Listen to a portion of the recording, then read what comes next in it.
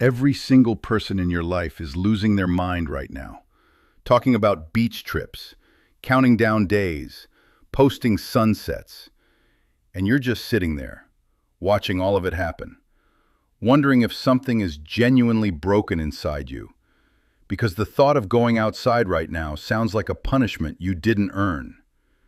You don't hate fun. You want to be clear about that.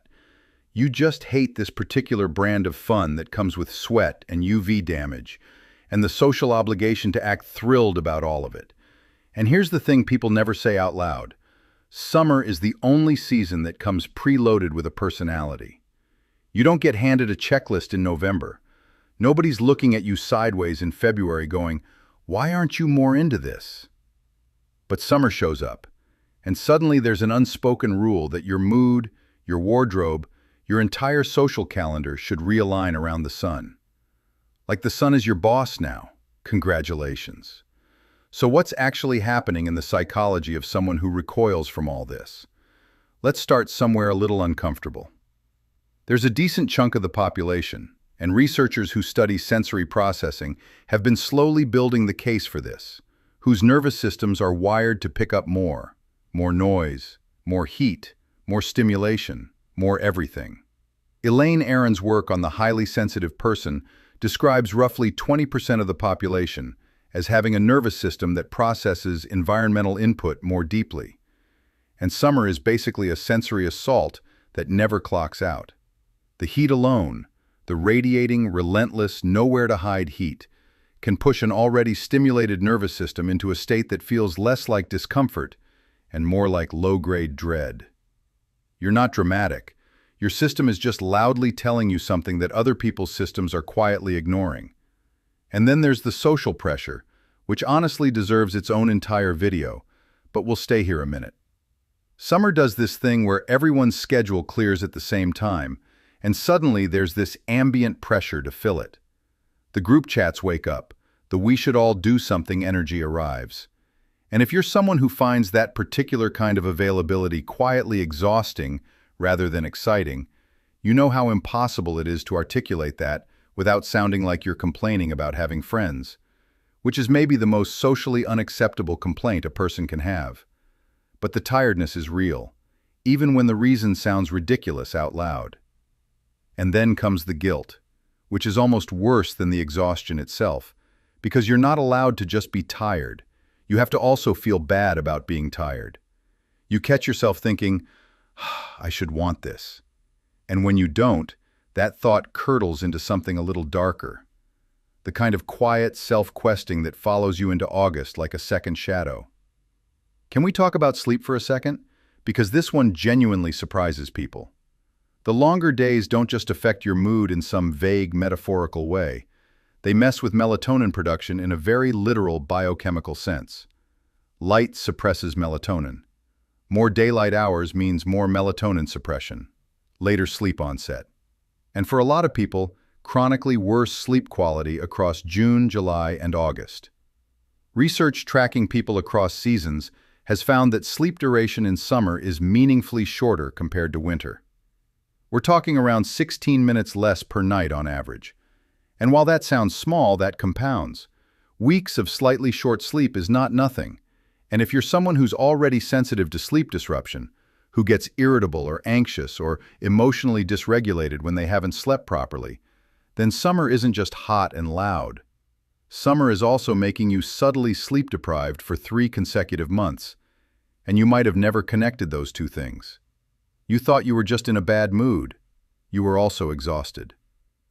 There's also something worth naming about identity. Summer has a vibe. And if that vibe isn't yours, if you're pale and prefer it, if you hate crowds, if your idea of a good afternoon involves a book and a room with temperature control, then summer is one long season of being slightly out of place in the dominant culture. And humans are social creatures who calibrate a lot of their self-perception against what's around them. Spending 3 months feeling like the only person who didn't get the memo is, quietly corrosive to your sense of self in ways you might not even notice until September rolls around, and you feel this wave of relief that's almost embarrassing in how big it is. That relief is data. It's telling you something real about what you actually need to feel okay. And some of it, let's be honest, is memory. Seasons carry emotional residue. Summer might have been the hardest time of year for you at some point. Maybe school was the only structure that made your days feel manageable, and summer obliterated that. Maybe a relationship fell apart in July. Maybe you grew up in a house where the heat made everyone tense and loud. The brain is not great at separating then from now when the environmental cues are identical. The smell of sunscreen, the quality of late afternoon light, the specific sound of a lawnmower. These things are time machines whether you consent to the trip or not. So when summer arrives and you feel this vague, nameless resistance before anything has even happened yet, there's a real possibility that your nervous system is reacting to a previous summer, one that you thought you were over. None of this means you're broken. Actually, and this is something that tends to genuinely surprise people when they hear it, preferring cooler, darker, quieter environments often correlates with higher trait introspection and a richer internal world. Research on thinking introversion, the facet of introversion defined specifically by engagement with one's inner life and imagination, consistently describes it as associated with a cultivated depth of self-awareness that most people spend years trying to build. The people who are most comfortable being inside with their thoughts tend to be people who have put real, sustained work into that interior space, consciously or not.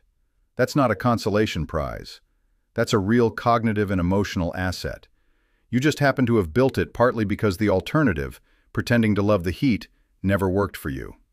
What's interesting, though, is how rarely people who hate summer are actually allowed to just hate summer without a caveat, without the, "Oh, but you should really try to enjoy it," response, without someone suggesting a different sunscreen or a better hat, as if the problem was ever hat-related.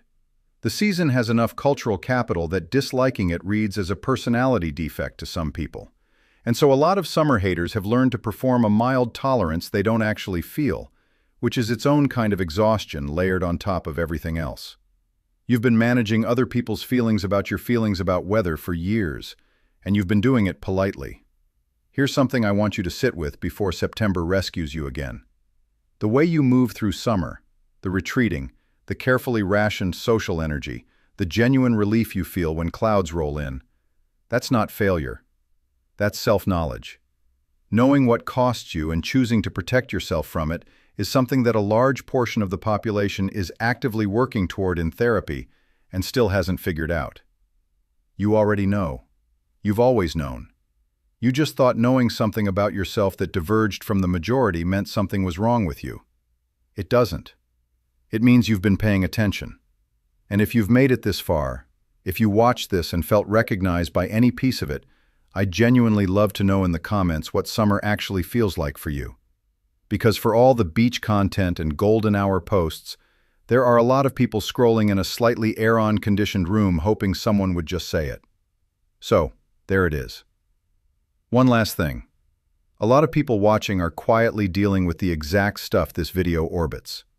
A brain that won't stop, a sleep schedule that's been off for longer than you'd like to admit, and a focus that seems to have packed up and left at some point without telling you. There's a link in the description and pinned comment to a bundle that was built around exactly that. 7-day guides and daily planners covering clearing the mental backlog, rebalancing your dopamine so your brain stops craving constant noise, actually fixing your sleep rather than just thinking about fixing it, and rebuilding your focus one day at a time. Each one gives you a daily action. It's in the pinned comment, too. So, I hope you check it.